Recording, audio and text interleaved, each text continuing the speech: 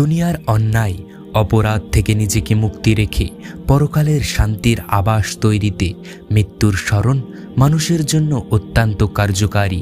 এই প্রসঙ্গে রাসূলুল্লাহ সাল্লাল্লাহু আলাইহি ওয়াসাল্লামের অসংখ্য হাদিস রয়েছে, যা থেকে কয়েকটি হাদিস এই ভিডিওর মাধ্যমে তুলে ধরা হলো।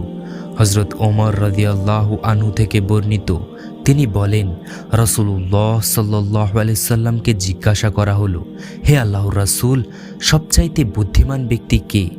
রাসূলুল্লাহ সাল্লাল্লাহু আলাইহি ওয়াসাল্লাম বললেন, যে ব্যক্তি অধিক হারে মৃত্যুকে স্মরণ করে এবং মৃত্যু পরবর্তী জীবনের প্রস্তুতি গ্রহণে ব্যস্ত থাকে, ওই ব্যক্তি হলো সবচেয়ে বুদ্ধিমান ব্যক্তি।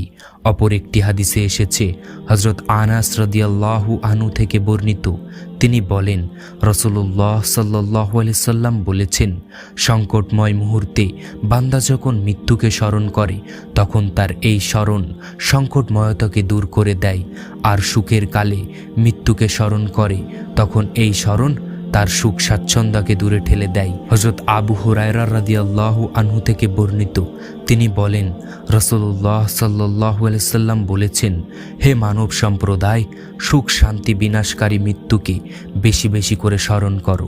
রাসূলুল্লাহ সাল্লাল্লাহু আলাইহি সাল্লামের হাদিসগুলো দ্বারা একথাই প্রমাণিত হয় যে মৃত্যুর স্মরণই মানুষকে আখিরাতের জন্য প্রস্তুত করে দেয় এবং নেক আমলের সহায়তা করে, অন্যায় অসত্য পথ পরিহার করার সহায়তা করে। সর্বোপরি দুনিয়ার সব ধরনের অন্যায়, জুলুম, অত্যাচার থেকে ফিরে থাকার মানসিকতা তৈরি করে দেয়। মানুষের দুনিয়ার জীবন ক্ষণস্থায়ী এ কথা স্মরণ করিয়ে দেয়। দুনিয়ার জীবনের কর্মই হবে আখিরাত জীবনের সুখ শান্তির মানত। তাই দুনিয়াতে থাকতে শান্তি বা মুক্তির যে কোনো একটি সিদ্ধান্ত নিতে হবে। দুনিয়াতে উত্তম আমল করতে না পারলে পরকালে শেষ বিচারের দিন ভোগান্তি, অশান্তি, দুঃখ কষ্টের সীমা থাকবে না।